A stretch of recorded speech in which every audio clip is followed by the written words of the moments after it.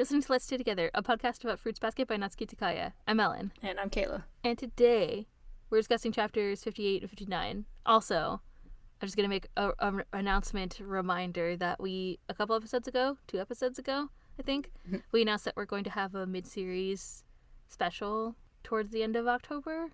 I can't remember exactly what day we're recording right now, but so we're going to do like a summary of the series and where we're at so far, and also like a Q&A if people want to ask us questions about Frupa or about us or about whatever, about podcasting. So we have a couple of questions already. Woo! And Yay. You can send, yay, I know. Someone is listening, like some people are caught up to what's happening right now. Someone sent an ask in recently that was about episode like 19. And I was like, oh, okay, I guess I better announce this again. So yeah, send us questions. I will also post the thing on Tumblr. You can send us things to our Tumblr, which is Stay Together Podcast. Yeah, Stay Together Podcast on Tumblr.com. Okay, I'm not crazy. I just had a moment where I was like, is that what it is? And then Stay Together Pod on Twitter. You can send us a DM. You can send an email to staytogetherpodcast@gmail.com. And just let us know if you want it to be like for the kind of mid-series special or if you just have like a question. Yeah, I don't know. That's all. Mm-hmm. Send us your questions. We got some. We'll talk about them. It's going to be a good time. We look forward to your letters. Yeah. Okay, good. So, like I said, we're going to talk about 58 and 59 today. We're going to do our summary and then discussion and then spoiler discussion like we always do. It's going to be a good time. Chapter 58 opens at the beach. So we're back to the beach. What, really? It's not one of your famous misunderstandings? Hiro asks someone over a cell phone that's bedazzled with a Mogeta charm. And we see Kisa and Toru in the background exchanging a confused look. Okay, I get it. And try not to fall down, Hiro says and then hangs up. Kisa asks what's wrong and Hiro says it's his mom. She's pregnant. She thought that she had a cold and went for a checkup. It turns out that she's pregnant. She's oblivious as usual, Hiro adds. It's like today on I didn't know that I was pregnant. Yeah. I thought I had a cold. No. Congratulations, that's wonderful. You'll have to think of a name, Kisa says, and Toru is like, I'm sure the baby will be just as cute as you are, Hiro-san. And Hiro's like, will you two stop acting like it's my child being born? Congratulations, Shigure says, fanning himself with a fan that's labeled with a little dog kanji. Satsuki-san, so young, he says, and Hiro's like, that's my mom you're talking about. Sheesh, I wish people would show more sympathy for her adolescent son. It's good news, you should be happy for her, Shigure says. Kisa asks if Shigure is going to swim, and he says that he's busy admiring swimsuits, so Hiro drags Kisa away angrily while Toru is. Kisa asks Hiro if Auntie Satsuki is happy, and he says that she's bouncing off the walls, but he's worried that something might happen to her. Oh no, she really might fall. She's the type of person who really would do something not so funny, he worries, and Kisa is like, I get the feeling you'll be a caring older brother, Hiro-chan. Back where we left them, Shigure and Toru talk about the baby. Toru says it's wonderful, and then says that the other kids went out shopping, and Shigure suggests that because they're alone, maybe they should take the opportunity to have a date, but before anything nefarious can happen, the boys return. It's no good, Sensei, Haru says. You're an adult. You must exercise self-control. Omiji is like, want some ice cream? And then we see a tiny chibi panel of Shigure eating a popsicle after Kyo and Yuki threaten him, or whatever, with their threatening looks. Later, all the kids walk through the woods, or I guess like in the back behind the house or something. It's a little hard to tell. The topic of conversation, of course, is the recent news about Hiro's mom. He'll be an older brother? That doesn't quite fit, Yuki says, and Haru's like, it never does. Ayane as an older brother doesn't fit either. And Yuki is like, right, you don't have to remind me. Momiji wonders if the baby will be a boy or a girl, though if it's a girl, of course, Hiro won't be able to hug her. But the baby definitely won't be possessed by a vengeful spirit, so it won't make its mama sad, he says. And Toru looks concerned, as Haru explains that because all of the Junichi are alive right now, no other children will be born possessed by the Zodiac. It's nice, people having children because they want children, Yuki says. Toru looks down, sort of forlorn, and thinks, it's at times like these I realize how much pain these people live with, having been born possessed by vengeful spirits. But Hiro's mama was fine when Hiro was born, right? Omiji asks. And one of the others, like maybe Haru, I can't tell, because it's just like an ambiguous speech bubble, says that when Hiro turned out to be the ram, she burst out, I love sheep! Quite a mother. I'm pretty sure it's Haru, because I'm pretty sure Yuki wouldn't know that, but... Yeah. It's also wonderful. It's like one of my favorite things. I wonder what Yuki-kun's parents are like, and Kyo-kun's and everyone else's, Toru thinks. It's a world I can't tread rashly into. Momiji asks Toru if everything is okay. Is the watermelon that she's carrying too heavy? And she says no, but comments that they did buy a lot. Momiji says that's because there has to be a watermelon smashing tournament, to which Kyo and Yuki and Hiro are like, huh? To celebrate Hiro's mama having a baby, he explains. Haru says it's kind of tacky, and Yuki says he probably just came up with it right that second. And Hiro is like, would someone please realize that I'm not happy and that celebrating isn't going to make things better? I like how sassy Hiro is about the whole situation. Yuki asks, where are the sticks and blindfolds for this game? And Haru is like, what? And then smashes the watermelon with his hand like it's no big deal and is like, go for it, Hiro. It'll be a great story for when you're a big brother. Toru says that she'll do her best to smash one in celebration. And then she says, I've done it once before, but of course that time I had a stick and a blindfold. But there are different kinds of rules, aren't there? And then Yuki is like, no, you were doing it right before. It was really fun, she says, especially when but then freezes and remembers Hiro chastising her for only talking about her mother and finishes her sentence hesitantly, mounted police officer. And they're like, mounted police officer? Or maybe, Toru thinks, panicking, I've already spoken about my mother so much that I've been insensitive. That's right, without knowing anything about everyone else's parents, I might have hurt them so much. Why am I just realizing such an important thing right now? It's too late. And then she apologizes to the world. No, I'm just kidding. Momiji is like, was the mounted police officer fun? And Toru's like, very much so. And Yuki is like, what are you talking about? I go, Momiji's just like, all right, we'll go with it. Yeah. Either he's being nice or maybe he doesn't know what it is. I suspect that he doesn't know what it is because the others are like, what are you talking about? Either way, it's funny because he's just like, yes. Okay. Hiro face palms and thinks she really is being overly cautious about what she's saying, and Kyo looks suspicious. Anyway, Toru says, in celebration of Hiro-san's baby, and he's like, it's not my baby. And she says, Toru Honda will humbly smash the watermelon. And Yuki and Kyo are like, wait, are you serious? But before they can stop her, she smacks the watermelon with her fist with a gong sound. In the next panel, we see her arm shaking and tears are dripping down her face, and she says, congratulations, which is amazing. And Yuki and Kyo are like, what did you think was going to happen? I can't remember exactly what they say. I like Kyo's line is like, are you crying because you couldn't break it or because your hand hurts? Yeah. But they're both like got this like horrified, like they're halfway through trying to stop her but didn't make it. Yes. In the background. Their arms are like hovering over the watermelon like they couldn't stop her. I love how her hand is like shaking. Yeah. Kisa is like, I'll do my best to celebrate, and Hiro is like, I'm begging you to stop. Momiji is like, oh yeah, if you throw it, you can break it safely and easily. And Hiro is like, you're taking away the whole point of the game. And then they all start to bicker, as children do. We transition to later, and Haru and Yuki clean up the watermelon mess, I guess. And Haru says that when he was little, he thought that if you swallowed watermelon seeds, then they would grow in his stomach. Which, in an author's note, Takaya also said that she thought, which is so cute. He asks where the kids are, and it turns out they're all inside asleep on the floor, Momiji included. And Yuki watches through the window as Toru covers them with a blanket, smiling a soft smile. Yuki remembers his childhood. Every day, he narrates, and then we see him as a baby. In a pitch-dark room, I would listen to pitch-dark words. My mother and father wouldn't come, neither would Nisan. In the dark room, what I imagined, what I wanted. In the present, he continues to watch Toru, who pats Momiji on the head after throwing the blanket over them. And then Kyo comes in, and she raises her finger to her lips to tell him to be quiet. Yuki turns away. Later, I'm going to take a walk, he says to Haru. Yuki, Haru says, it's a test. Yuki simply waves and leaves. Inside, Kyo talks to Toru. They comment on the kids sleeping, and then Kyo says, Hiro really did say something, didn't he? And she's like, And he's like, it bothers me that you don't speak your mind. Back then you were going to say something, weren't you? Toru says, but I thought I might hurt you. Me? Get hurt? What do you mean? And she's like, and he's like, out with it. She looks nervous and then says, Kyokun, may I ask you about your parents? Huh? I thought we had talked about it, he says. My real father and I are cut off from each other. I haven't seen him in years, and my mother was killed by... And then he stops himself and looks away. His expression darkened.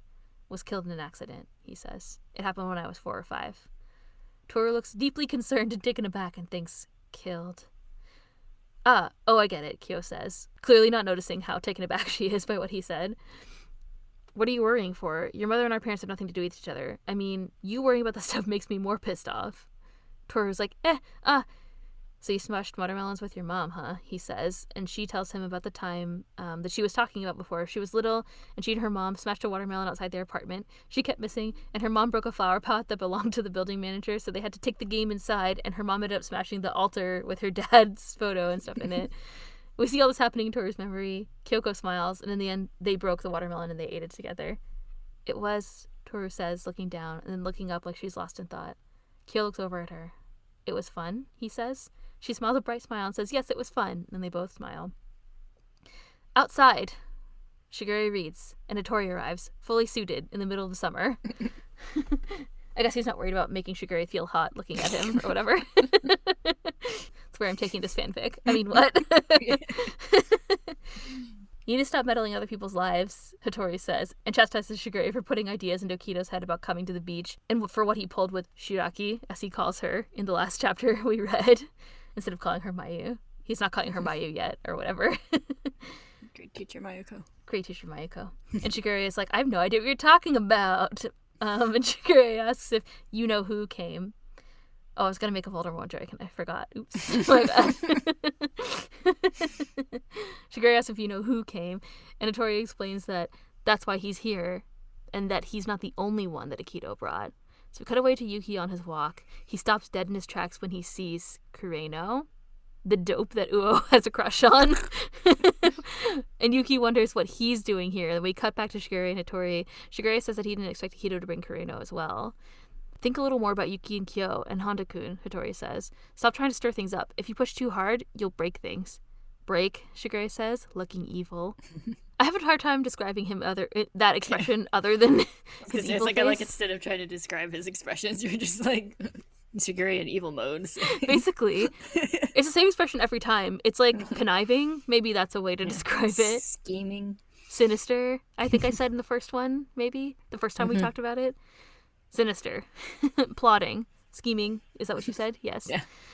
There's nothing left to break, is there? So if I don't stir things up, I can't get my desired results.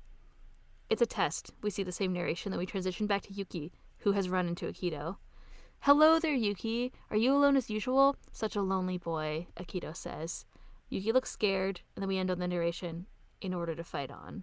And that's the end of chapter 58. Dun-dun. Which is a good end. If I was reading that as it was coming out in like Hana to Yume, I'd be like, whoa. Yeah. What's going to happen now? You have to wait like 3 weeks or whatever. Chapter 59 opens with Yuki saying, or thinking, I want to believe, but my hopes aren't for nothing. I want to believe that there's really more to life than darkness. Just like even if I'm felted with rain, I know the sun will come again. We see Akito in the present close the distance between he and Yuki, while Kureno stands to the side. Akito smiles a snide smile, and Yuki looks scared. I described that face, just not Shigure's. No matter how much I'm knocked down by pain, kindness has continued to fall down on me ever since that day, Yuki thinks, remembering when he gave Toru the hat as a child. Always. Back at the beach house, Hiro and Momiji rub their eyes because they've been woken up by Shigure, who announces that to the gang that Akito has come and will be staying in the guest house on the property, and everyone needs to go and say hi. Toru worries about Yuki, who hasn't returned from his walk yet, and Haru says that he's out. Shigure says that he can visit Akito later. Don't tell me you're going to make Toru go too, Kyo grumps, and Shigure says no. Today's just for relatives. We see Kisa looking relieved. They all leave Toru and Kyo to take care of the house together, and Toru thinks, even at times like this, everyone but Kyo-kun, the cat. Hey, I'm telling you not to worry about it, Kyo says, sensing her feels without her needing to say anything. The cat is never invited. The gang all take off, and Toru looks upset. Suddenly, it felt as if the fire had gone out, she thinks, as if everyone's mood had grown heavy. I bet he came here just to throw cold water on everything, Kyo says. Akito has always been like that. He enjoys sneering at people. Akito-san really does weigh heavily on everyone's hearts, Toru thinks, especially for Kyo-kun and Yuki-kun. Yuki-kun. Roar! She shouts, and Kyo is like, roar? There's no reason for me to get depressed, right? I can't get depressed. I have to be cheerful and lively, right? Toru says, and Kyo's like, I really don't get it, but calm down. He sighs, and she suggests that they make something to eat, and he says that he wants pancakes and that he's never had them before. And she's like, they're sweet, is that okay? And he's like, what? They're sweet? It's like, Kyo. I was like, what the fuck? But then I remembered that he didn't know what a train was until he was like 6 and lived with Shisha, so I guess it's fine. He doesn't know what pancakes are. They all smile, and Toru thinks, wait for your return, everyone. Outside, Kisa and Hiro hold hands, and he asks if she's okay. She says she is, but wonders why Akito came all of a sudden. He won't do anything to One-chan, will he? She says, like hitting her. I'm really worried about that. Hiro looks down, and we see what looks like a one-panel like flashback to Kisa in the hospital after Akito hurt her. Momiji looks back and sees the two of them walking together, quietly worrying. Everyone's so depressed, he says. Akito did come without warning. I wonder if Yuki would be alright with seeing him. Worry about yourself, Haru says. Akito doesn't like you. I'm fine, I'm used to it, he says in his usual bubbly way. But, Momiji says, looking a little sad, and imagining Toru holding a watermelon chunk and smiling, I do want to go back soon. Inside the guest house, Shigure finds Hattori and says that they've all come. Also, the guest house is gigantic, as a side note. I guess, like, on a giant house, you have a giant guest house, but whatever. Hattori says that Akito came back from a walk and the heat has put him in a bad mood. Shigure brings up again how weird it is that Akito brought Kureno, since he won't usually let the Junichi see him much. Maybe Akito gets nervous without him near, Hattori says, and Shigure is like, nervous? Did Ren-san make a pass at him or something? And Hattori's like, don't say that, which is forbidden. Shigure, Akito says, now that they're kind of like nearby or in the room. I think Shigure comes through the door partway through this conversation, but whatever. How long are you two going to be whispering? I thought I told you that when you arrive, you're to come straight to me, always, Akito says. Shigure says that he brought everyone, and Akito says, you're late. Idiots should do what idiots can to be quicker. You're completely right, I apologize, Shigure says, smiling, the fakest smile that I've ever seen. Akito shoos Kureno away, saying that he doesn't need to see everyone. Hattori kneels beside Akito, who kind of like hugs him or holds him, and asks why he doesn't let everyone see Kureno once in a while. Why? Akito says it's not necessary. More importantly, I met with Yuki earlier, Akito says. Shigure and Hattori look concerned. Hattori more so than Shigure, who kind of looks like his interest is piqued, but not super concerned. He was out walking all by himself, so I let him talk to me, Akito says. Well, that was kind of you, Shigure says, and Akito continues. Of course, I'm always thinking of Yuki. I gently admonished him and told him not to fill his head with silly ideas. He looked like he had received a tremendous shock. He's probably off crying somewhere about it now. It's so like Yuki. We see Akito laughing, like almost like cackling hysterically, and Akito says he really is an idiot. He should just come back to me. He should be so lucky that I give him so much attention, a boring guy like him. Hattori looks uncomfortable as Akito continues to snicker. Shigure suggests that Akito go and see everyone else, and Akito says that he's right and adds, don't go home without asking me, to which Shigure replies, of course I won't. After Akito leaves, Shigure asks if Hattori is mad. The silence is scaring me, Shigure says.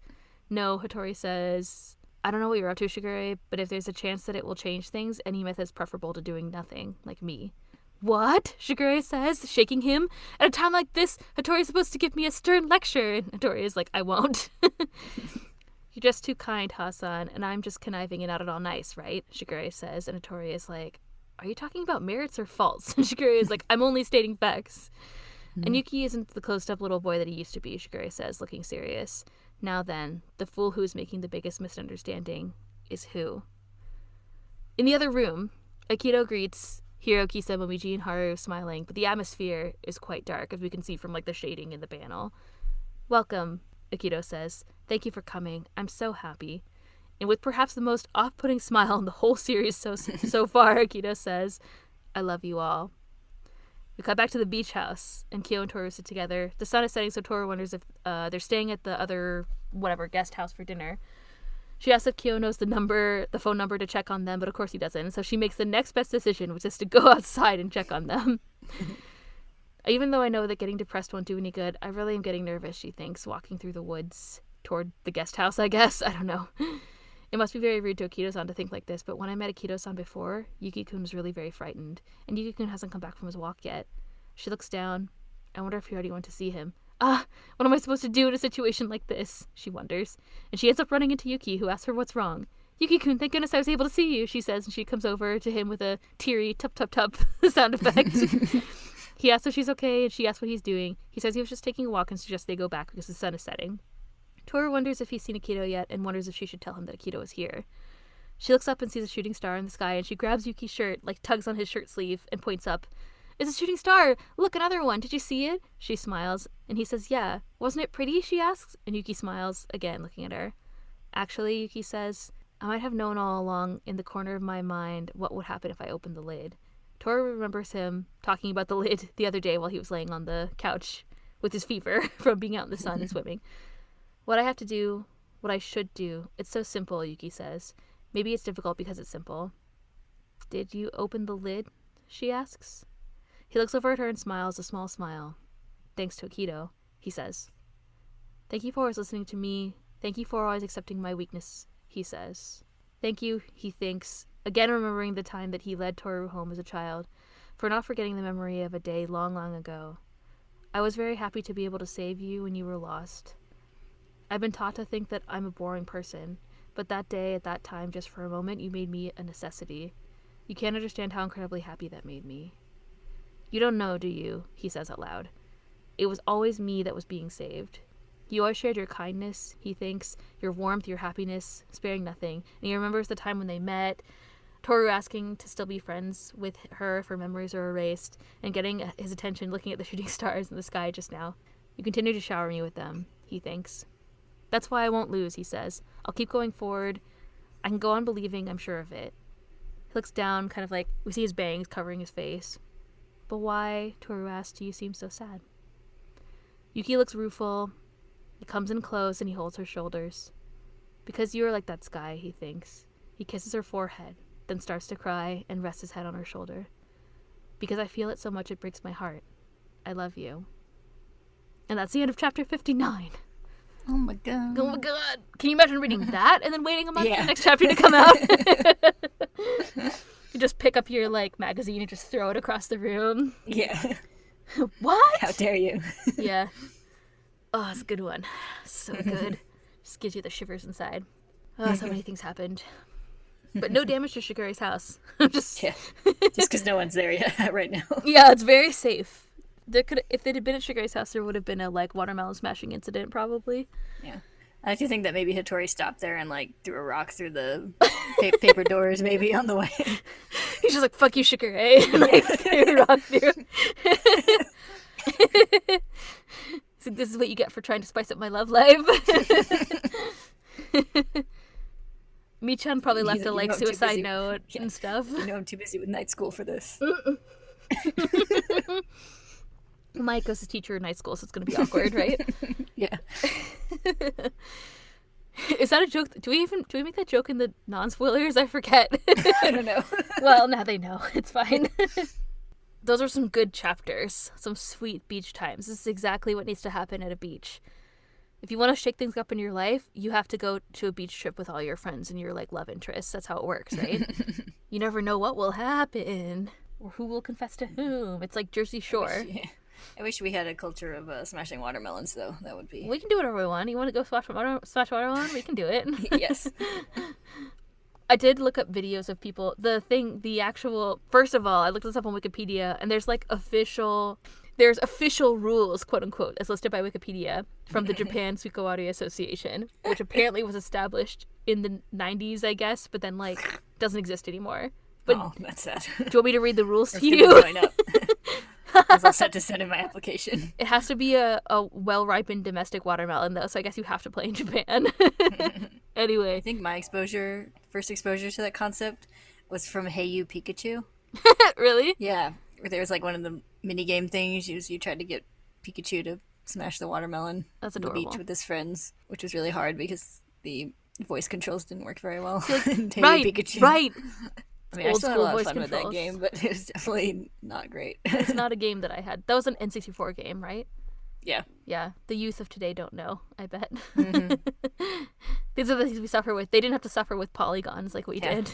But yeah, there's a level where Pikachu smashes a watermelon. Very good. I think my first exposure to it was probably this. Mm-hmm. It's a good time. Anyway, yeah, sure, we can smash watermelons, what I'm trying to tell you. Mm-hmm. But are you going to smash it with your fist? This is... I'm going to pick it up and throw it. Okay. So we learned a bunch of things. Hiro's mom is having a baby. This is exciting for everybody except for Hiro. Yeah. So Hiro will have a little brother or sister. Also, Toru is still reacting in these chapters to Hiro commenting about her mom all the time. And a lot of this focused on Yuki's feels. And Akito, of course, has come to stir things up. Yep. Do you wanna go first with your discussion topics? I didn't shimmy my shoulders this time. I just used my voice. I'm learning how to use the medium of sound. It's only taken 30 episodes. Oh, this is our 30th episode. It's exciting. Did you know, because of all the anime ones, Anime Break, we've made over 50 episodes in total, though. So oh my god. It's a shit ton. Mm-hmm. Yeah, it's exciting. All right, I want to start by talking about the scene where they're all talking about the baby. Okay. Because, that starts Toru thinking her whole thing about everyone's parents, but, you do get some interesting... There's a lot of comments. Yeah, comments from everybody. Yes. You obviously get the really sad one from Momiji. It's well, then its mama won't be sad. It's like, yeah. Oh. Yeah. Right in the feels. Mm-hmm. And also, how, he's obviously, really likes how accepting Hiro's mom was. Mm-hmm. In general. Because, he brings up, it's Hiro's mom was fine when Hiro was born, and then, when he whoever says something about her saying the "I love sheep" thing, sheep. you also get a little bubble from Momiji that's like, isn't she the greatest or Yeah. whatever? Yeah. Yes, it's very charming. Just all- I edited some yeah. things out of this stuff to Yeah, move it which forward. is sweet but very sad. Yes. Like, Mobiji, Heroes want should have just adopted Mobiji Yeah. instead of having another kid. But yeah, it's very sweet. Yeah. You also get, I don't know if it's ever been stated fully, but confirmation that all the Zodiac members are currently living and you can't have another one right now. And it is like new information for sure that you can only have one at a time. There can only be one. Yes. And all of them exist. Yeah, all of them are alive, as we learned. Yep. And you also get Yuki's little comment with just a little smile that says, "It's nice people giving birth because they want children," which is interesting. Well, we saw how strained his relationship was with his mother before, like maybe that factors into that, saying that, which is interesting. Yeah, I was like, oh, when he said that. Yeah. And although he didn't make any comments in that scene, we also get a little bit from Kyo talking about his parents. Yeah, later. Yeah. There's a lot of parent talk in this one. Yep. I like how he starts off that scene when like she asked about his parents and he's just like, "Oh, I thought we already talked about it." Like it's not like he was like keeping it hidden from her. He just like they talk about so much, I guess, that he just assumed they'd already had that discussion. The whole scene is actually really great because first of all, he's like, "Oh, I know he said something," so he like knows something is up. So now he's following up, and then he's like, "It pissed me off when you don't get to say whatever you want or whatever." Yeah. So like first of all, it's really sweet, and then she's like, "I thought I might hurt you," and he's like, "Why would you hurt me?" You know, like it's like as if that thought never occurred to him. And then I like how he like immediately picks up on what the issue is too when he starts talking about so like, then his own parents. He's like, "Oh, I get it." So he's like, "Oh, I get it. This is stupid." yeah, basically. And he is kind of like awkward. Like there's a moment where he pauses and then he kind of like changes what he was going to say or whatever, right?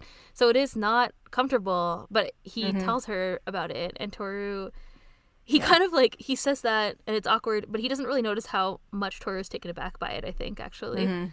We see like a really clear panel of her kind of like surprised and thinking like, oh, she was killed or whatever. But then he's like, oh, I get it. You're worried about this thing for nothing. Like, what the fuck, you know? Yeah. Which is great.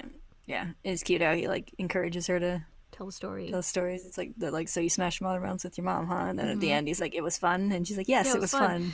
Yeah, that's another really interesting point, I think, is when she tells the story and then she pauses for like a long time. Like there's something about it that's very also awkward beyond, I think, what is happening, where she's worried about talking about her parents in front of the Junichi. There's something that's awkward about it for Toru, and she pauses, and then he's like, it was fun, and she's like, yeah, it was fun. Like it's really interesting. He kind of like snaps her out of it too. The whole little exchange between them is really great. He really encourages her to express herself without being concerned about what other people are gonna feel, and and kind of helps her feel better about it maybe too, which is nice. Yeah, and it's kind of a running theme with them where they like encourage each other to just like be honest and talk about their worries and concerns and they want to eat meals together and like share their feelings, their worries and concerns. Yeah, it's wonderful. It's nice. And it was very like casual, which is cool. Yeah. And then we have Yuki outside being like really envious of that, which is also interesting. I think that kind of, I can't remember, but I think this kind of wraps up that whole, at least for the moment, the whole thing started by Hiro. Yeah, because then she's able to kind of talk about her feels. I don't know, actually. I haven't. I was like, ooh, exciting, and then I didn't look ahead to the next chapter. It's just like, I'm going to savor this for a week or whatever. I know more parent stuff comes up later, but I think as far as like this particular thing that was stirred up by Hiro's comments. Yeah, I guess when Akito comes up, really like throws a wrench in everything else. All the other developments that are happening, it all kind of becomes focused on like what's going on with Akito actually after this. So I think that's what's going to happen next time in my memory. I don't know if that's a spoiler because I don't actually know. So so deal with it if that's true. The note. So I have notes about everything that happens in every chapter, and the next one just says more beach. So it's really helpful. Yeah. Should we talk about Kureno a bit? Yeah, let's do it. Yeah. Turns out. Oh well, actually, we knew that he's a Soma before. Yeah. Well, it was heavily implied. It wasn't. You mean because he walked into the like inner gate and the like maid was like, "Where have you been?" or whatever. It's like technically it wasn't strictly stated that he was amongst the family, but now it's pretty much obvious. Sold there. Yeah. And Shigure is like, oh, Akito brought Kureno, and like Yuki sees Kureno first and is like, oh shit, that must mean like Akito's nearby. I guess like one doesn't go anywhere without the other. Yeah. Usually. So yeah, in Kureno's chapter we had some, implications that he was obviously closely tied with Akito in some way, and had obligations in that direction. But because Akito was stuff like, why are you going out or whatever when he came back from the convenience store. Yep. But now we're getting people talking about how like even the Zodiac members aren't allowed to see him very often. Yeah. Yeah. Which is mysterious. Kureno is there, but he doesn't say anything in these chapters. And he barely makes does anything. He's just standing there. Like when Yuki sees him, he's like Kureno, and then like Kureno just like looks at him and then just like turns and walks over to Akito, I guess, to tell him that Yuki's there. But maybe. Yeah. Maybe Kureno doesn't know how to people either. Yeah. Yeah, and then like when Shigure and Hattori show up at the guest house where Akito is, Akito like immediately sends him off. And they're like, why don't you let him see anyone? He's like, why? He doesn't have to. Yeah, it's really weird. It's really bizarre. Yeah, so. Yeah, that was interesting. So there's like someone even more isolated than the rest of the rest of the Junichi and Kyo. Like, there's a person who's not allowed to see anyone. Like, it's very interesting. Like, what's up with that? Yeah, because like we see that like Akito keeps the Junichi isolated from the outside world. Definitely. But Kureno's even isolated from the Junichi. So. Yeah, what the fuck? And he said he'd never been to a convenience store, so he probably doesn't go out either. So, like, what is the deal with him? Like, that's really interesting. So it is rare that he gets the opportunity to go out. The times that he met with Uo must have been super rare then. Yeah. Yeah. Is that all we can say about Kureno for now? Probably. I think so. That's like literally all he did. He was there. Yeah, definitely worth talking about. Yeah, definitely. The fact that he was like conspicuously told to go away is worth talking about for sure. Like obviously he doesn't say anything or protest or yeah, he just doesn't anything at all. So yeah, he's not like, yo, Yuki, what up? Just is quiet and does whatever. And then also Yuki, it's not like he defended Yuki or anything like that. Like he just stood there. Yeah, the panel where you've got Yuki obviously, or you got Akito obviously, saying Akito things to Yuki, and you see just like Kureno turned facing away, behind them. So it seems like he's very ambivalent about the whole situation. Yeah. Or resigned, maybe. Yeah. Do you want to talk about Akito? Is that a good segue to talk about Akito? Yeah, I think that's a good segue. So yeah, Akito makes several appearances. The first one is with Yuki, right? So poor Yuki is out on his walk, already like annoyed from this like seeing Toru with the kids, I guess, and with Kyo, specifically with Kyo, not really with the kids. Yeah. And then runs into Akito, and they have an exchange. Yeah, and we don't actually hear what is said. We don't hear there, anything. Yeah, it's all Akito. It's all Yuki's inner monologue. Yeah, it's obviously he looks terrified, somewhat distraught. So yes, he doesn't look as scared as the first time though. Which it's not like that like utter terror. No, it's that first encounter. Seems more like he's like he does look scared, but it kind of like wavers between some other emotions too. Yeah. It's kind of a like, well, this is a fucking day. Yeah. Yeah, it does seem a little bit like there's a little bit of this like, so he sees Akito and he looks sort of like, he grimaces, then he has just kind of a serious face, then he looks scared, and then he looks sad. Like that's kind of what happens based on whatever Akito said. Like maybe it's just like, I don't know, like the same feeling. I mean, I don't know, it's probably just like he's trying so hard to overcome all his feelings and then someone comes back.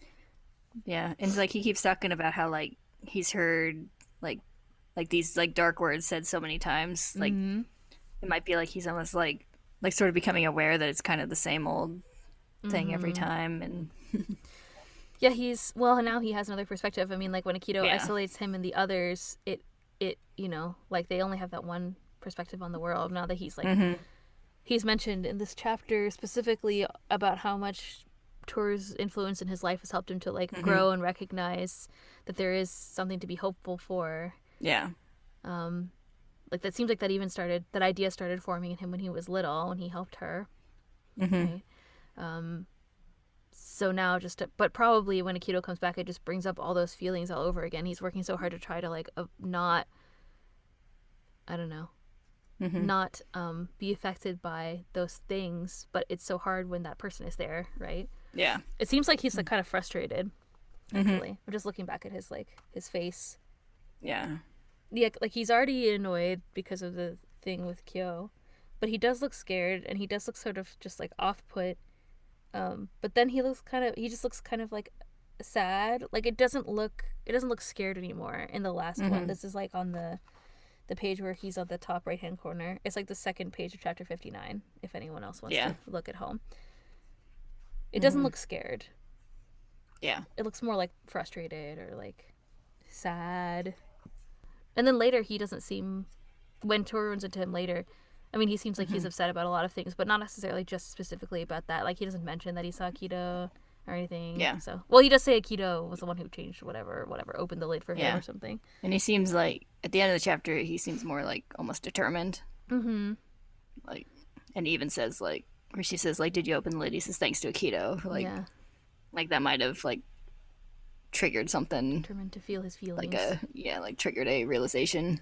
Maybe, yeah. Or something like that. It was a catalyst for getting him to, I don't know. Yeah, to try to work through all the things that he's feeling, I guess. Mm-hmm. I feel like in the anime episode that we just watched, I don't know if anyone listens to this who isn't watching the anime, but you should if you enjoy it. But the episode of the anime just aired, and for us, we're recording this like later, I guess. But Yuki said that thing like, I feel like it's about like feeling his emotions without being overwhelmed by them, or whatever it was. Yeah, exactly. And so I feel like with that in mind, it makes sense. He's opening the lid on all the feelings that he has and trying to work through them and actually feel them. Mm-hmm. So yes, to realize that you're in love with someone is overwhelming. Yeah. And that you're envious or whatever. The fact that anyway, it's very interesting. Yeah. Okay, so that was one thing that happened with Akito. Kind of transitioned into talking about Yuki, which we can talk about later. But Akito also, there's another really sinister scene of Akito where Shigure and Hattori go to talk to him. So Akito shoos off Kureno, like we talked about, and dismisses him. But then after, Akito's like, oh yeah, I ran into Yuki, and he's probably off like crying somewhere. And you can see like Hattori and Shigure's reactions to that statement, which is really interesting. Hattori looks genuinely quite concerned.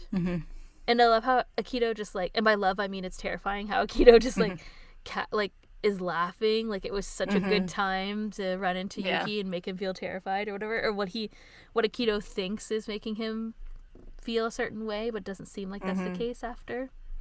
Yeah, it's kind of interesting. And Shigure also comments on it. Shigure is like, well, I'm not the one, like, who's the one who's like an idiot now or whatever. I can't remember exactly what he says when but he says, like, he specifically says like Yuki isn't that closed up little boy he used to be. Like, he knows Yuki's not as under Akito's thumb as Akito would like to think. Yeah, well, Akito seems to think, that's for sure.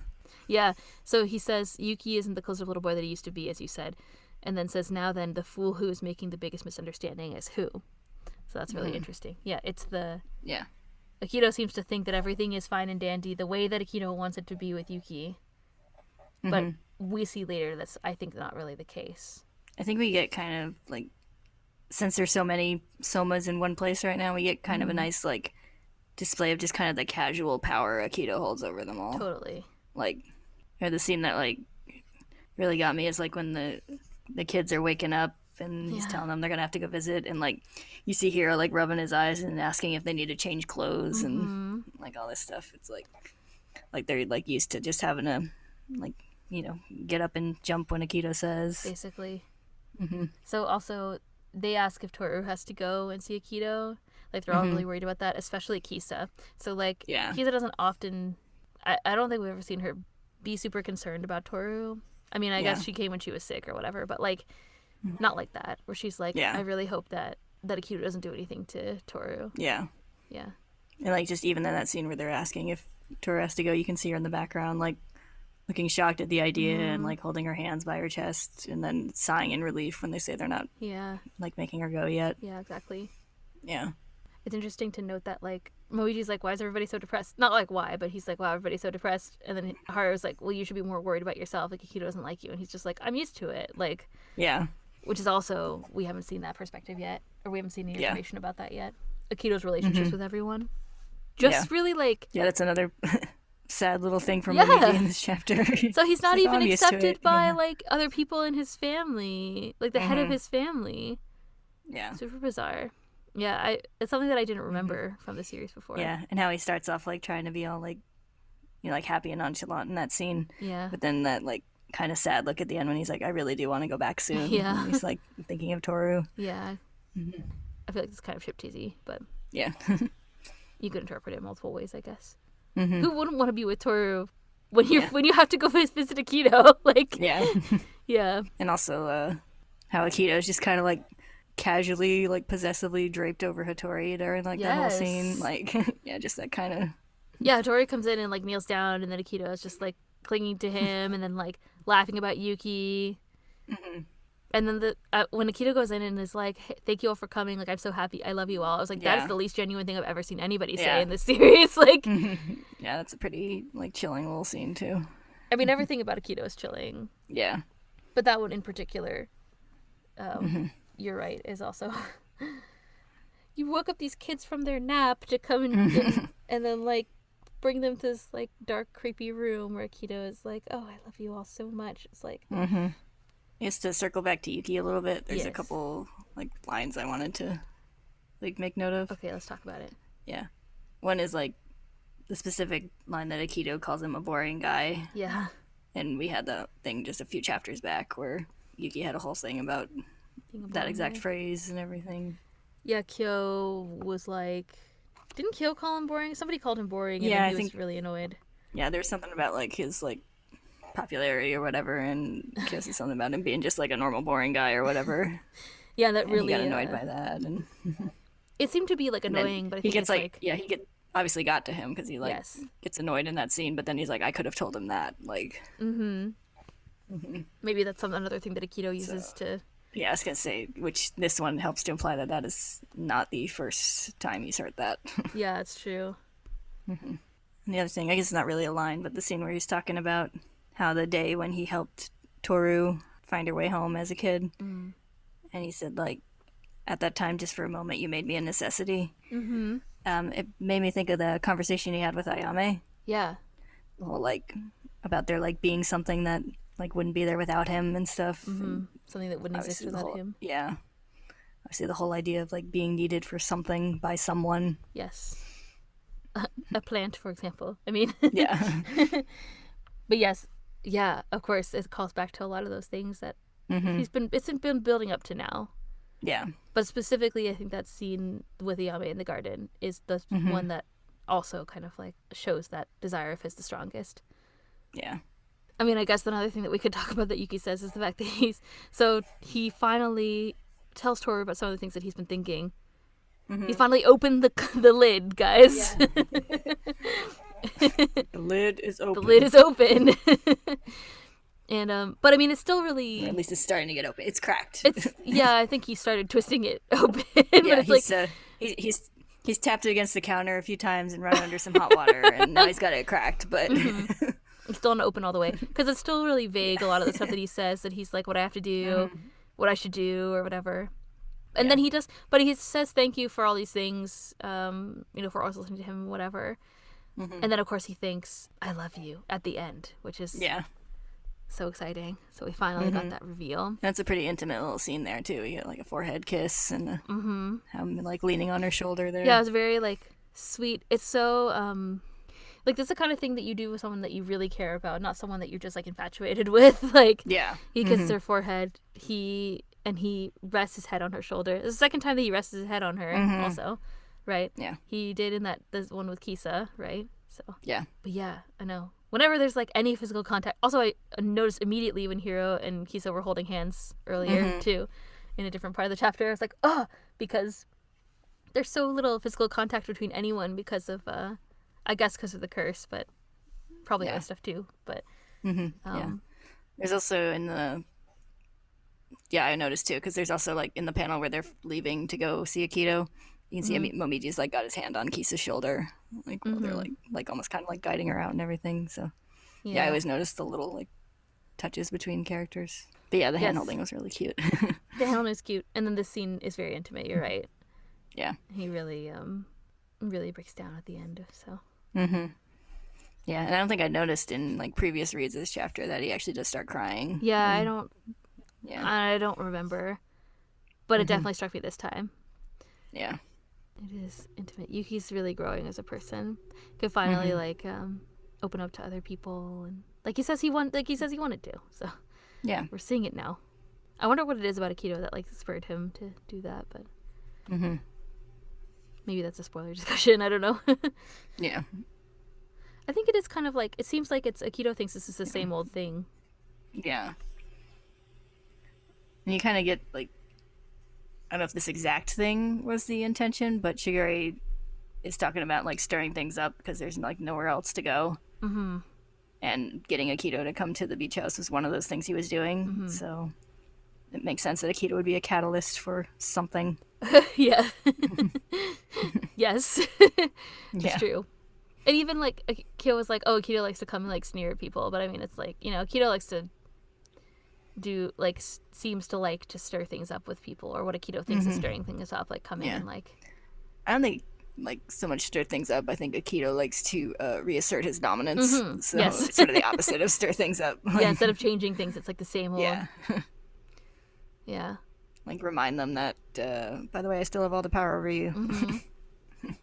Yeah, but seems to not be working so much Not with Yuki working anymore. as well. Yeah. Or any of them really, but because they're all like, I want to go back to like hang out with Toru. Yeah. Thinking about that's probably a new thing there. Like I'm sure in previous meetings they've been like, I don't want to be here, but now they're specifically like, I don't want to be here because I want to be with this other person. Like, Yeah, probably this is starting to happen. I think. Oh, can we talk about Hattori? Sure. He makes kind of like a minor appearance, but I think some things he says are also really interesting. Like he's like, you need to think of like Kyo and Yuki and like Toru more or whatever, Shigure. So they had their like same deal that they always have, where he's like, well, I don't approve of you doing this thing, but I'm not doing anything, so I guess I'm okay with it. To Shigure. Yeah. And then of course, and like the other thing is that happens is like Shigure to Hattori is like, okay, I don't know why you brought Kureno. Like twice he says it. Yeah. Lots of emphasis on that. I don't know if it was just like just to remind you or something, but yeah, he brings it up with Hattori multiple times. And Hattori's like, whatever. Yeah. Why are you causing trouble? Yeah. Hattori's like, just drop it, dude. Yeah, exactly.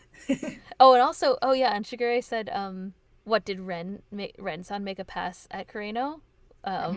So that was an interesting thing to say. And Hattori was like, don't bring it up, right? Yeah.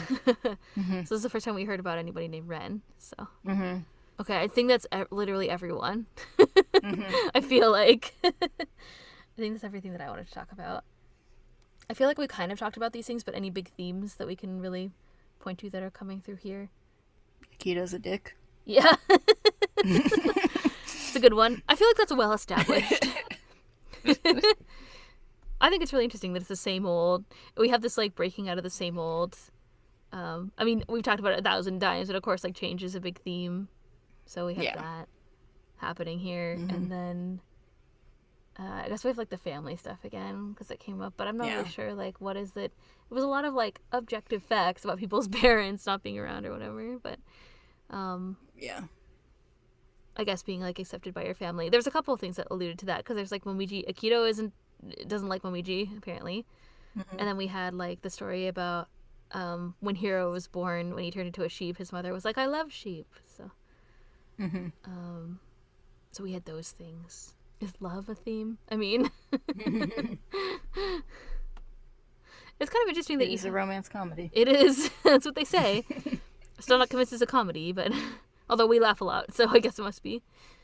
There is like a really interesting, I guess, like comparison between a couple of things. So there's a couple people that actually say like, I love whatever, I love you all. So there's like Hiro's mom being like, I love sheep. There's also like when Akito is like, thank you for coming, love you all. And at the end there's this contrast with, I guess, Yuki being like, I love you to Toru. I don't know if that's a contrast, but it's kind of like this theme, this like thing that's running through the series where there's kind of like Akito being like, I love you, and using that as almost like a power tactic, and then Yuki being like, I love you, and it's like about being accepted by Toru for like who he is, right? Like he loves that she has always listened to him and I don't know, whatever it is that he says. So you have like the same kind of like language but used in a completely different way, which is kind of an interesting contrast between those relationships. Yeah. I think it's starting to set up this contrast between Akito and Toru, which is already clearly very, I mean, it's getting set up here, right? Where they're like, I want to go back to Toru. She's someone who loves and accepts us, versus like having to go to this person who controls everyone with like power, trying to, rather than acceptance. So I think that's what's happening, maybe. Yeah, okay. That's all I have to say, though, without talking about spoilers. Yeah. That's good. These were good chapters. Ugh. So we're getting into it. Okay, next time we're going to talk about chapters, what did we talk about? 58 and 59? Next time we're going to talk about chapters 60 and 61. So it'll be more beach time, according to my notes. If you have questions and comments or stuff, you can always send us a thing on Tumblr or send us something on Twitter or email. Make sure you send questions for the mid-series special. And I don't know, as always, thank you for listening to us. I never remember how to like wrap up the thing or start it, frankly. So Thanks, guys. thanks. We'll see you all next time. Bye-bye. Bye.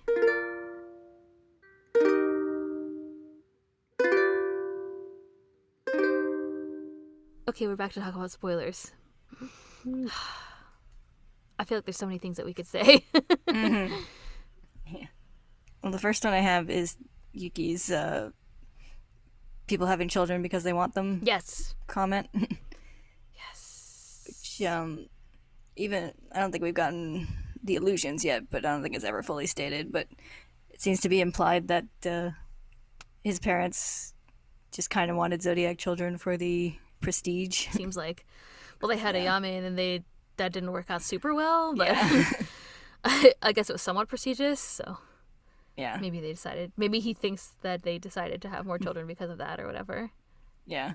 I'm wondering if did they deliberately try to have another child to try and have another Zodiac child, don't know. like because they don't seem to particularly like either children that they have. No, it definitely doesn't seem like that's the case. Yeah.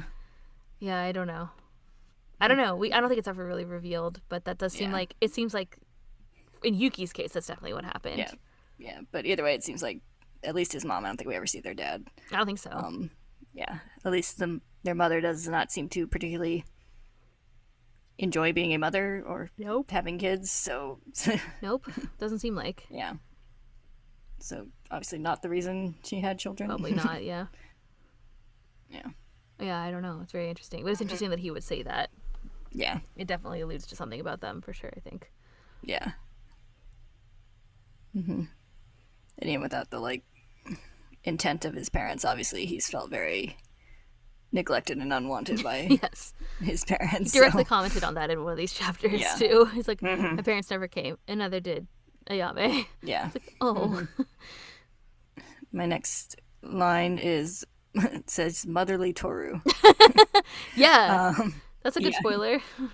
Yeah. So it's funny, I can understand why the shippers would have been annoyed by the whole he sees Toru as a mother figure through the first time, but there's really a lot of groundwork laid on that Definitely. whole concept. Definitely. So I think this is one of the strongest ones where he's watching her. Yeah, when he says that later, I was like, oh yeah, probably because of this time. Yeah. It definitely feels like, so it's interesting because you have, she covers him all with the blanket and ruffles Momiji's hair, but then Kyo walks in and then Yuki leaves, so you could kind of look at it as either way. He kind of wishes that she would take care of him, which is kind of what's implied by some of their other earlier interaction, or not wishes maybe, but is that's something that he was looking for in a person and has found that with her, I guess. In the scene with Kisa, he does the same thing. She's taking care of Kisa and he's like, oh, let me rest my head here for a bit. I feel like that was also clarified by the anime a little bit, but so when you have Kyo walking in, then you could interpret it as him being jealous of or envious of her relationship with Kyo, because they clearly have this very natural sort of friendship and kind of mutually supportive relationship that even Yuki I think can see forming at this point, which is part of what makes him close the lid tight or whatever. Yeah. Well, that's even when he finally talks about it all in a couple volumes, I think. Yeah. He even talks about the kind of feeling awkward about it, his feelings contrasted with Kyo's feelings and everything. Yeah. But yeah, it makes a pretty blatant, like, we have the start of that scene where she's putting the blanket over them, Mm-hmm. and then it cuts to his little like flashback talking about how like his family wouldn't come, and he's just like in that dark room, what I wanted, and then goes back to her like, taking care of the kids and everything. So yeah, I agree with you. I think it's like pretty clearly set up. Yeah. If you go and look back, I'm sure the shippers were mad, but whatever. Yeah. Shippers are always mad. That's how it is. Yeah. Someone's always gonna end mad and end the story mad when there's a ship. Yeah. And we say that as people who have been shippers. Yeah, exactly. So we've been mad. We're currently shippers, I feel like, Yes. but we've definitely been mad. Yeah. I was gonna say I don't think we really get mad anymore. But... No, I'm just like, fine. Well, that's what fanfic is for. Yeah. All that Hugo Award-winning fanfic. I mean, yes. Yes. It's like, we have any Hugo Award winners in the audience tonight? I'm 100% sure that there are. I was like, I'm gonna text you and be like, maybe I should put this podcast is hosted by 2 Hugo Award-winning authors. Yeah. Although I don't know, I swear my fanfiction used to be on AO3, but it's not anymore for some reason. So maybe they changed it, maybe they deleted it or something. I don't know, but I don't know why they would do that. So maybe I just never uploaded it. At least one Hugo Award-winning author. Well, you're still on the site. I have an account. Does that count? Yeah. You contributed to the award. If I post a fanfic, does that still count? Probably not. Retroactively. Yeah. It's okay. It's not like anybody's name on it. I can do what I want. I do have an account. Yeah. So funny. Yes. Yeah. And then of course later we're going to get Hiro's little sister. So exciting. Yeah. I love it when she's around. Yeah. It's a cute little character development helper for Hiro. Yeah. Yeah, huge one. Because then of course the curse breaks for him, which is also really interesting. Yeah. That scene's really sweet. It's very sweet. I love how, unrelated to that, I love how this whole time he's like, why does no one care about my feelings? It's really funny. Yeah. So good. It's like typical tween. Yeah. Mm-hmm. It's all about you. But even this is like, he's already like much more mild about his annoyingness than he used to be. He's just being more like sarcastic, like, I'm not celebrating. Yeah, I know. It's like, why are you guys celebrating? Also, it's there was a scene, I guess we didn't really talk about it in the non-spoilers, but there's a scene where he recognizes that Toru's being like obfuscating what she wants to say and stuff. Yeah. Mm-hmm. So, and it was internal, like he just thought it. He didn't say anything. Yeah. So. Yeah. So just being more aware of other people's internal lives. Yeah. And he asks Kisa if she's okay and stuff like that too. But I mean, I guess he knows what her deal is, but yeah. It was interesting. It was nice. Good. I think didn't we say the beach arc is good development for Hiro? I feel like you said that a couple episodes ago. Yeah. It's good. Agree with you. So yeah, it's gonna be a good time. All right, what's next on your list? All right. Item number 3 is... Did you number them in your list? Well, it's a bullet pointed list. So the next one I have says Momiji and Akito. Okay. Yes. So I don't think they get a ton of like interaction in this series, other than in this these chapters. Yeah, in the beach chapter, but like, so you kind of get this thing where he says, Haru says that Akito doesn't like him. Momiji says he's used to it. So yeah, it seems like it's well established. Yeah, but then you get their little confrontation toward the end of the beach arc, which it's interesting how Momiji like approaches it. Like he's trying to be like, like calm and kind. Like he's not being like, he's like trying to like talk to Akito like a person in that scene. Where he's like, what are you mad about? Tell him like. And Akito was like, no, whatever. You're all terrible, and I hate you. Yes. Yeah.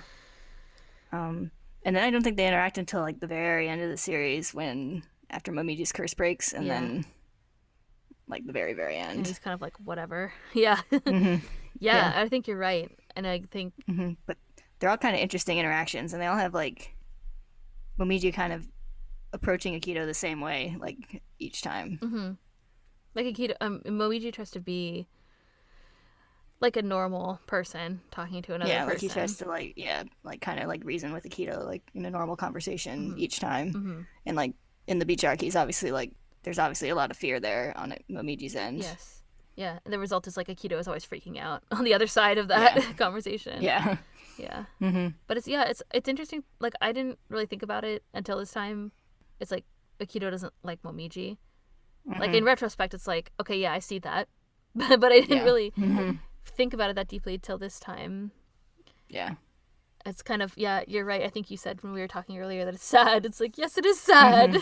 He's like completely rejected by his family and also the, you know, like the god of the zodiac. So, like, so one person you're supposed to have this, like, intense bond with, and Akito doesn't really like him that much either. So it's like he's rejected by everyone who he should have, like, a strong relationship with. So then, of course, he wants to run back to Toru. So Yeah. I was going to say, and yeah, I do think the beach arc is where we start to get more of, like, Momiji's feelings for Toru starting to show themselves. I was just going to say, I'm surprised that there hasn't been more foreshadowing of that until now. Even all these times where he's like, let's go to the beach, I rented this house, blah, blah, blah. And then he's like, how do you catch stag beetles? Like, it's kind of a, I don't know, like, I thought there was going to be more, like, foreshadowing of it. That's why I was like, oh, there's finally something where he's like, I kind of want to go home too. And he thinks of Toru. Yeah. So. Yeah. I think, like, when I read through it an earlier time, the part that made me go, like, I could ship that is, like, the end of the beach arc with their little scene together. So. Yeah, for sure. This is kind of when it starts to, like, become more of a thing. I think Momiji's always, like, had those feelings, but I think they become more, like, serious feelings after the beach arc. Yeah. So. Yeah, I think it was, like, it started off as more of, like, a, you know, little kind of cute little infatuation kind of thing, but... It's just like, Toru is cute. Yeah. I kissed her before I knew her. Like, before we introduced ourselves. Yeah. But now it's starting to become more, like, real feelings. Yeah. What, number 4? Number 4 is first mention of Ren. Yes! I was like, oh yeah, that person. That's right. I should probably throw that into this discussion. Yes. I was like, ooh. Yeah. I like how Shigure is like, what, did Ren make a pass at Kureno? Which, first of all, is hilarious. But second is like, it's really interesting that came up now. Like how Hattori's like, don't bring that up, you idiot. Yeah, basically. Yes, Hattori is definitely the... I like how Shigure is like, this is the time when you give me a stern lecture. And he's like, I'm not going to. But it's like, oh, he did, though. He just said, don't talk about Ren and don't... Yeah. So funny. He's like, stop stirring things up and shaking things up and asking the questions. Yeah. Basically. Yeah, first mention of Ren. Exciting. Yeah. Yeah. I think we get a little more of mention of her in the beach arc, too. I think there's, like, someone, like, calls and says that, like, Ren's making a fuss in the main house or something, and Akito, like, throws a little fit or something. But yeah, we don't get much detail on Ren for a while. For sure. Yeah. But it's coming. So I guess at this point, like, Shigure's probably already had his, like, relationship with her or whatever. I don't know. It's hard to tell. Yeah, I think so. But I would imagine that based on his comment. I like how Akito is like, don't leave without telling me or whatever and stuff like that too. Like, Akito thinks that he can, or that Akito thinks that she can control what Shigure does too, which is really interesting. Yeah. Which is like, yeah, well, you're deluded if you think that that's the case. Yeah. I don't think even Shigure controls the Shigure does. I don't think so. Except for when he's setting up other people's, like, love lives or whatever. Kind of going along with that, my next bullet point just says Kureno. Your notes are very succinct, and I appreciate that. Yeah. It's usually, like, just enough to remind me to talk about this. Yes. So, yeah. That is good. It's good enough. Yeah. Yeah. Kureno. Yeah. So, yeah, we got all his, like, isolation and... Yes. Everyone being shocked that he's there in this chapter. And him just, like, being there and saying nothing. Yeah. I like that he's there and saying nothing. I feel like it makes it even weirder that he's there. Yeah, it's definitely, like, a very weird scenario. Like, even without the people acting surprised. Like, I think it especially helps to see Yuki acting surprised. Because, you know, like, Hattori and Shigure are all like, oh, we've got our whole inner workings of the main house stuff going on in the background. But Yuki being there, I was like, Kureno, what are you doing here? Like, and then Kureno just says nothing. Yeah. I don't know, something about that I find intriguing. Or I feel like, I don't know, I mean, it's not intriguing because I kind of know the deal, but, like, it's, the fact that Kureno just doesn't respond to, like, anything. Like, Kureno doesn't respond to Akito being being creepy to Yuki, and then doesn't respond to Akito being just like Akito's like, okay, leave Kureno, and then he just leaves. Yeah. Especially considering that, like, I mean, we did see like that he has feelings, right? Like, Yeah. I mean, he at least was like embarrassed and tried to, you know, convey some feelings to Uo before, so not super successfully. Yeah. And it's interesting because we get good demonstration of this power in this chapter of the power Akito holds over everyone, which is obviously like, you know, part of the curse thing. Yes. But Kurena's not actually under that influence anymore. Which is also so it's a different kind of power that Akito asserts over Kureno. Yeah. Which is guilt? Question mark. Yeah. Yeah, I think so. Yeah. Which is pretty interesting. And Kureno is just very like such a I don't know, very doormat. Yeah, doormat. Some people don't like him. He's just subordinate to Akito. Can you use that as an adjective? Yeah. Yeah, it's an adjective. Yeah. So, yeah. But like the interesting question is, what is his motivation for doing that, which we haven't seen yet, which is that we haven't read yet, but it's that it's the guilt as a driver. Yeah. Yeah. I think we already talked about it a little bit when with the stuff with Uo, that it's because the curse is broken. He's like, I'm happier than anybody else. Yeah. So happy. Look how happy I am. So. Yeah. Yeah. He's interesting. I wouldn't say he's my favorite character or anything, but I think he serves an interesting role in the story. And like looking back on it now, I think these psychological implications are pretty interesting. Like how he relates to Akito and everyone else compared to the rest of the Junichi. Yeah. I think it'll be more interesting when we see him more too. And like it's going to be cool. I don't know, like I think there's scenes that I like. There's storylines that I like involving Kureno. Like I like the one where Toru sneaks in to like bring him the Sword of Cinderella recording and stuff like that. Yeah. And I like his role in the Rin storyline too. Yeah. Somebody has to take care of Rin. Someone has to find him. Yeah. Yeah, of course. So he has important things that he does in the story. So yeah, even though he is a doormat, but he's a doormat for a reason. We just said. I was gonna say it's like because he comes off so like kind of like intentionally bland at the beginning, so I can understand why that would be kind of, you know, at least uninteresting to people at first. But I mean, I think he is kind of bland. That's part of his character. Is like he's just like he's not really allowed to be anything other than bland. So yeah, he's basically just like shut down. That's the behavior of a resigned person, not someone who doesn't have a personality. Yeah, because I mean, he even says like, "Duo," he's like, I don't go and do these things much. I live and I work." So yeah. It's called being brainwashed. Yeah. Yeah. And like we see in this chapter, like he doesn't even get to interact with his own, you know, family. Yeah, it is really interesting. Like I kind of forgot it. I mean, I remember now that we just reread it, but I haven't thought about it in a long time, which is that the way that Kureno's even more isolated than everybody else. Like he's not even allowed to see the other Junichi. Like yeah. And as far as they know, he's the same as them. But yeah. I mean, Akito, of course, doesn't want them to find out that he's not cursed anymore, I guess. Which is why Akito's like, no, there's no need for you to see him. So trying to control that. But yeah, as far as they know, it's very strange. And Notori and Shigure are like, why don't you just let him like be with the others? Yeah. I was going to say, Akito's like, you can't sit with us. Yeah. Seemed like an inappropriate time, but whatever. Say on Wednesdays we wear pink, but she's like, on every day we wear black. Yeah, basically. Because the world is black and your lives are black. I mean, very good. Anyway, yeah, I'm intrigued to see. I'm intrigued to reread again the things that happen with Kureno, see if we can like give him a little more. Let's like put a window on the personality that he's slowly given up over time, rather than never had in the first place. Yeah, I have one more. Okay. I have just commenting on the fact that both Yuki and Kyo have an "I love you" realization scene in the speech arc. Yes. Both triggered by a conversation with Akito. Yes. Yeah. Because they have these, they're foils. Everything they do, it's the same. They just don't want to admit that they have things in common. They're against each other, right? Yeah. Kyo will be isolated. Yuki has been isolated. Yeah. You know? I don't know. It's kind of funny because I know toward the end of the series when they have their like I don't know, come to Jesus moment with each other when like Kyo finally says that He's like, I was always like he'd been envious envious of or you. whatever. And Yuki's like, Yeah, I was and envious of you. yeah, and like Yuki gets pissed that he said it first, Yeah. which is hysterical. First of all, Yes. but I was like, oh, you beat him to the love realization at least. Yeah. That's definitely true. Yeah. That scene is great. I forgot is. how great it was until I was kind of like re-preparing for this podcast, and I was like, that's amazing. Mm-hmm.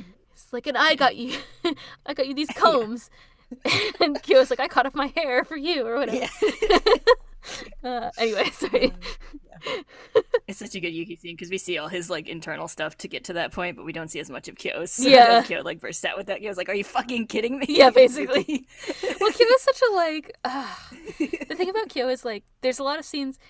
Like Kyo, I think he understands things at like kind of a deep empathetic level. Like he doesn't even like intellectualize. Yuki intellectualizes everything. So Kyo is like, oh yeah, I get it.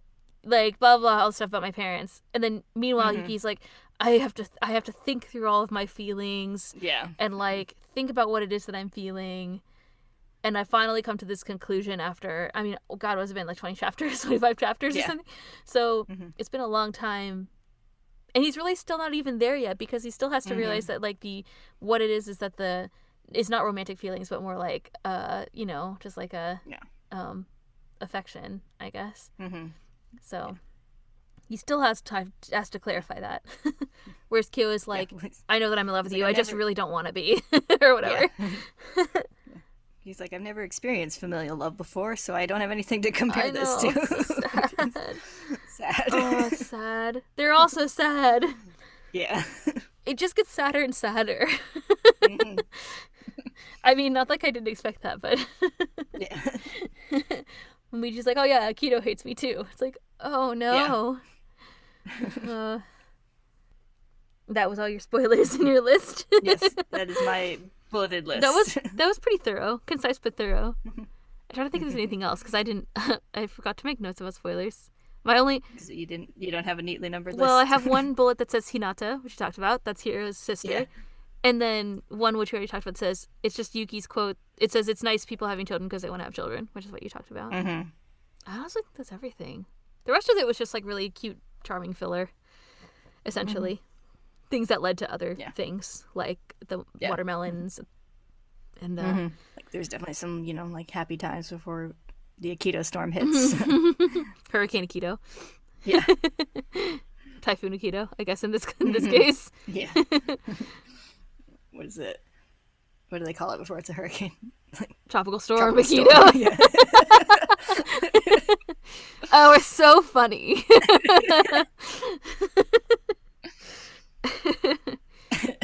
All right.